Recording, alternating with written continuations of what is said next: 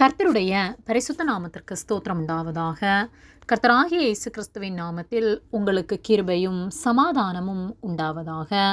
இந்த நாளுக்குரிய தியானத்திற்கான தேவ வார்த்தை 2 கொரிந்தியர் அதிகாரம் 12 வசனம் 9.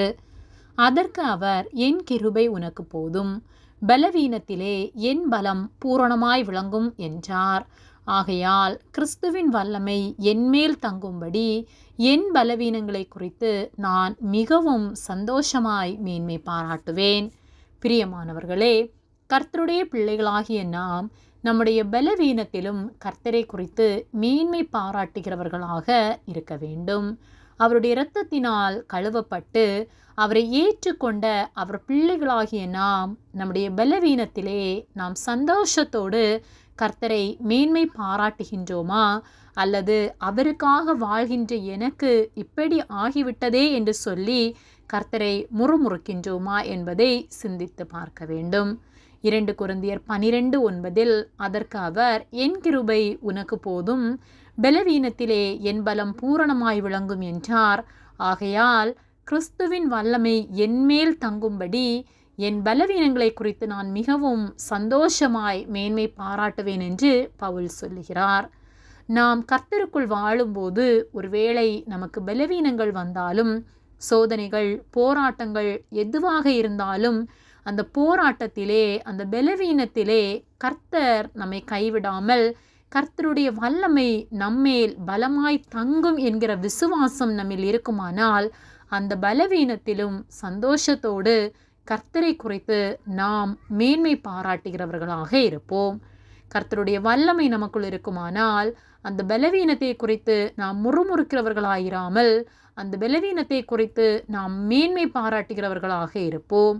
கர்த்தருக்குள் நாம் உறுதியாய் இருக்கின்றோம் என்ற விசுவாசம் நமக்குள் இருக்குமானால் கர்த்தர் நம்மில் தங்கி இருக்கிறார், பரிசுத்த ஆவியானவர் நமக்குள் கிரியை செய்ய அவர் தங்குகிற நம்முடைய சரீரம் பரிசுத்தமாய் காணப்படுகிறது என்ற விசுவாசம் நமக்குள் இருக்குமானால் பலவீனத்திலும் கர்த்தரை நாம் சந்தோஷத்தோடு மேன்மை பாராட்டுகிறவர்களாய் நாம் காணப்படுவோம்.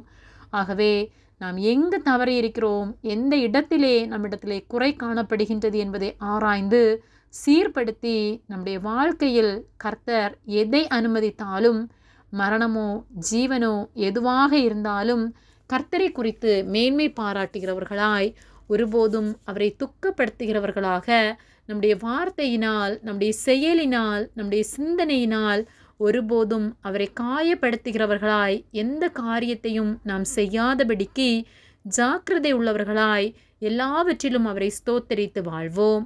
நாம் உண்மையாய் வாழும்போது நம்முடைய வாழ்வில் அவர் அனுமதிக்காமல் எதுவும் நடக்காது என்ற உணர்வுள்ளவர்களாய் எல்லாவற்றிலும் கர்த்தரை சந்தோஷித்து அவர் நாமத்தை மகிமைப்படுத்தி வாழ்வோம். கர்த்தர் நம் ஒவ்வொருவரையும் ஆசீர்வதித்து நம்மோடு கூட இருந்து நம்மை காத்து நடத்துவார். ஆமேன். ஜெபம். எங்களை அதிகமாக நேசித்து வழிநடத்தி வருகிற எங்கள் அன்பின் பரிசுத்த பிதாவே, இந்த நாளையும் நாங்கள் காணும்படியாக நீர் எங்களுக்கு ஜீவனை தந்த அன்பிற்காக நாங்கள் உமக்கு நன்றி செலுத்துகின்றோம். நாங்கள் தியானித்த வார்த்தையின்படியே எங்கள் பலவீனங்களிலும் உம்மை துதிக்கிறவர்களாய், உம்மை ஸ்தோத்தரித்து வாழ நீர் எங்களுக்கு உதவி செய்யும்படியாய் ஜெபிக்கின்றோம். எக்காலத்திலும் உம்மையே நம்பி மரணமோ ஜீவனோ எதுவானாலும் உம்மை விட்டு எங்களை பிரியாதபடிக்கு நீர் எங்களோடு கூட தங்கியிருந்து உம்மிலே அதிக விசுவாசத்தில் நாங்கள் ஒவ்வொரு நாளும் வளர எங்களுக்கு உதவி செய்யும்படியாய் ஜெபிக்கின்றோம். எங்களோடு நீர் இருப்பதற்காக நன்றி செலுத்துகின்றோம். எங்களை உம்முடைய கரத்திலே ஒப்பு கொடுக்கின்றோம்.